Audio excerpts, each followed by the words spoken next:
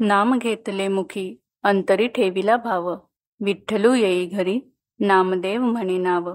याचा भावार्थ असा की ज्या घरी अगदी प्रेमाने व अंतकरणापासून भगवंताचं नाम घेतलं जातं त्या घरी साक्षात स्वतः पांडुरंग परमात्मा अवतरतात, असं नामदेव महाराज सांगत आहेत.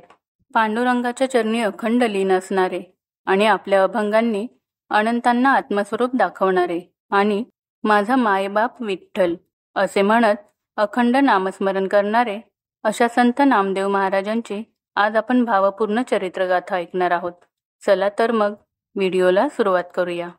पण सर्वप्रथम तुम्हा सर्वांचं आपल्या आवडत्या अविरत या चॅनेलवर स्वागत आहे, जिथे आपल्याला भारतातील पवित्र तीर्थक्षेत्रांची, संतांच्या जीवनगाथांची आणि आपल्याला प्रेरणा देणाऱ्या सांस्कृतिक गोष्टींची संपूर्ण माहिती मिळते. तर मंडळी, तुम्ही जर आपल्या चॅनेलवर नवीन असाल तर चॅनेलला नक्की सबस्क्राईब करा आणि बेल आयकॉनवर क्लिक करा, जेणेकरून या पुढील व्हिडिओंची नोटिफिकेशन तुम्हाला वेळेवर मिळेल. आणि हा व्हिडिओ आवडला तर एक लाईक करून जास्तीत जास्त शेअर करा. चला तर मग तुमचा जास्त वेळ न घेता व्हिडिओला सुरुवात करूया. नाचू कीर्तनाचे रंगी, ज्ञानदीप लावू जगी, हा खरा प्रबोधनाचा विचार आपल्या मनात घेऊन आपलं उभं आयुष्य ज्यांनी भागवत धर्माची पताका अवघ्या भारत देशात झळकावली ते महान व्यक्तिमत्व म्हणजे संत श्रेष्ठ नामदेव महाराज. संत नामदेव महाराज यांचा जन्म हिंगोली जिल्ह्यातील नरसी या गावी झाला. इसवी सन 1270 मध्ये कार्तिक शुद्ध एकादशीला रोहिणी नक्षत्रावर रविवार दिनांक 26 ऑक्टोबर 1270 या तिथीला नामदेव महाराजांचा जन्म झाला. नरसी बामणी हे जरी त्यांचं जन्मगाव असलं तरी त्यांचं संपूर्ण बालपण हे पंढरपुरात गेलं. बालपणीपासून त्यांना कविता रचण्याची आवड होती.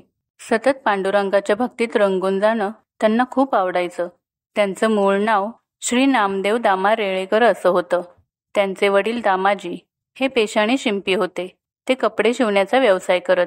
त्यांच्या आईचे नाव गोनाई होते, पत्नी राजाई, मोठी बहीण आऊबाई तसेच त्यांची 4 मुलं नारा, महादा, गोदा, विठा व एक मुलगी लिंबाई असे नामदेव महाराजांचे कुटुंब होते. स्वतःला नामयाची जनी म्हणून संबोधित करणाऱ्या संत जनाबाई देखील त्यांच्याच कुटुंबाचा एक भाग होत्या. संत जनाबाई यांच्यासहित संत नामदेवांच्या कुटुंबात एकूण 15 सदस्य होते. संत नामदेव महाराज हे बालपणी अत्यंत निरागस होते. त्यांची निस्वार्थ भक्ती पाहून देव सुद्धा थक्क व्हायचे. एकदा तर नामदेवांच्या वडिलांनी त्यांना मंदिरात जाऊन देवाला नैवेद्य ठेवायला सांगितला. वडिलांच्या आज्ञेप्रमाणे ते मंदिरात गेले आणि देव नैवेद्य कधी ग्रहण करतो याची वाट पाहत मंदिरातच बसले. लहानग्या नामदेवांचा हा भाबडेपणा पाहून चक्क देवाने प्रकट होऊन तो नैवेद्य स्वतः ग्रहण केला.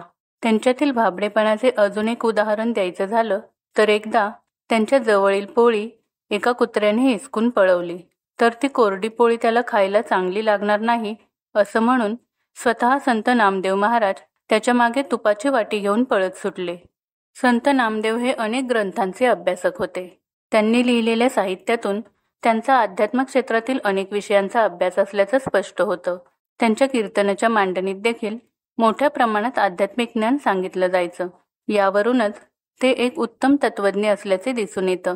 संत नामदेव महाराज यांना संत संप्रदायाची अत्यंत आवड होती. संत ज्ञानेश्वर महाराजांना पूज्यस्थानी ठेवून त्यांनी लिहिलेली ज्ञानेश्वरी देखील स्वतः अनुभवली. संत नामदेव महाराज आपल्या एका अभंगात लिहितात, नामा मने ग्रंथ श्रेष्ठ ज्ञानदेवी, एक तरी ओवी अनुभवावी. संत नामदेव महाराज एक उत्कृष्ट रचनाकार तसेच उत्तम कवी होते. त्यांना विविध भाषेतील ज्ञान असल्याने त्यांनी व्रज भाषेत सुद्धा काव्य रचली. त्यांचे अनेक अभंग शिखांच्या गुरु ग्रंथ साहिब या ग्रंथात देखील आहेत. त्यांचे हिंदी भाषेवर सुद्धा कमालीचे प्रभुत्व होते. त्यांनी भगवत धर्माचा प्रसार अनेक राज्यात केला. संत नामदेव हे संत ज्ञानेश्वर महाराजांचे समकालीन होते. आपल्या कीर्तनातून प्रत्यक्ष पांडुरंगाला नाचायला लावणारे अशी त्यांची ओळख होती. संत जनाबाई देखील आपल्या अभंगात लिहितात, नामदेव कीर्तन करी पुढे देव नाचे पांडुरंग. एकदा संत गोरोबा काकांच्या तेरडोकी या गावी सर्व संत मंडळी जमली असता संत निवृत्तीनाथ, संत ज्ञानेश्वर, सोपान काका, मुक्ताबाई, संत नामदेव, चोखा मेळा इत्यादी संत होते.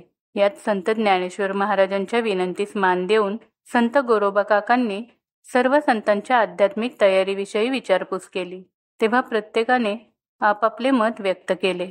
याच बैठकीनंतर संत नामदेवांना विसोबा खेचर हे गुरु म्हणून प्राप्त झाले.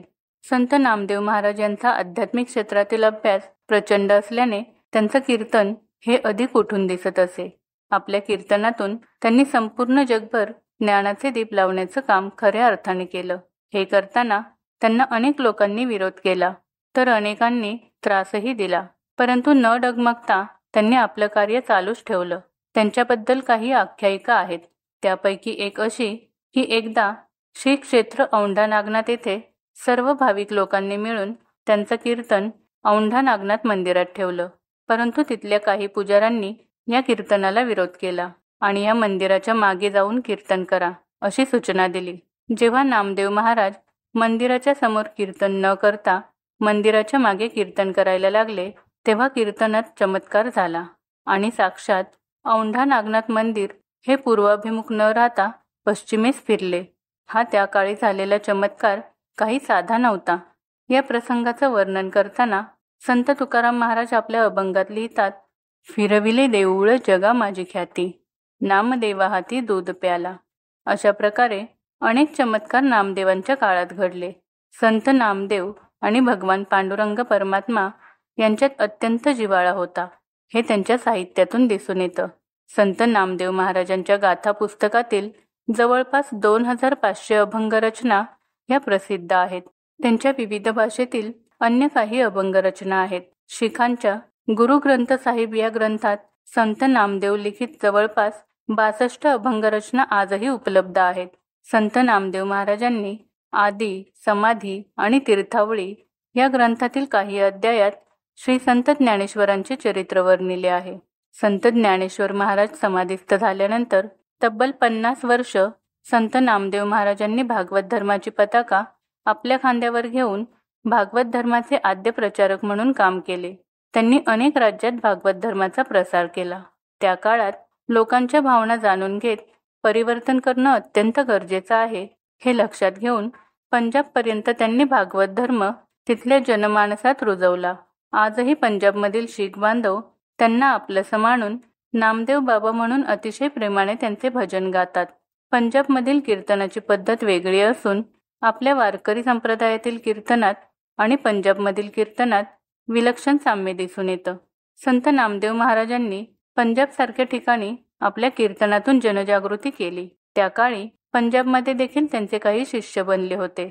पंजाबमधील घुमान येथे तर राजस्थानमध्ये सुद्धा शीख बांधवांनी संत नामदेव महाराजांची भव्य मंदिरं देखील उभारली आहेत.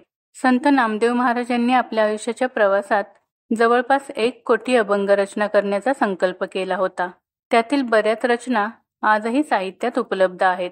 त्यांच्यातील विद्वत्ता ही अत्यंत महान होती, म्हणूनच त्यांना संत शिरोमणी ही उच्च पदवी दिली जाते.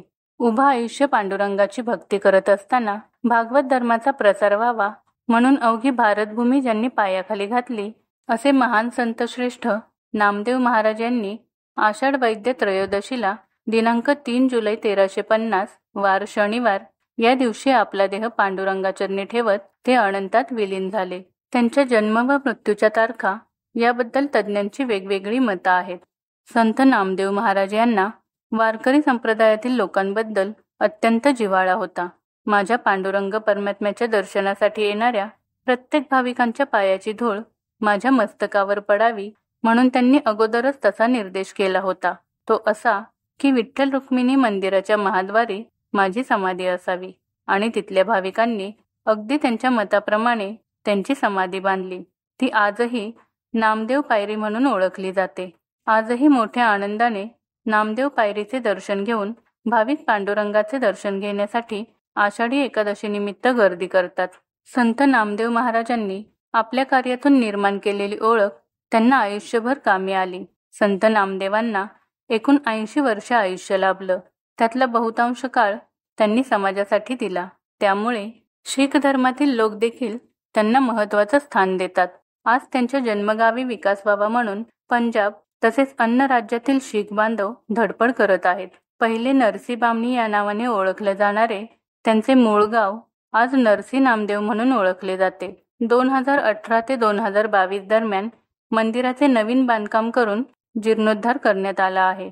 आता नरसी येथे सुंदर असं नामदेव महाराजांचं मंदिर उभारलं असून नरसी येथे भाविक मोठ्या प्रमाणात दर्शनासाठी गर्दी करतात. श्री क्षेत्र पंढरपूरची आषाढी वारी करून आल्यावर बरेच भाविक मंडळी नरसी नामदेवांच्या दर्शनाला दरवर्षी न चुकता येतात.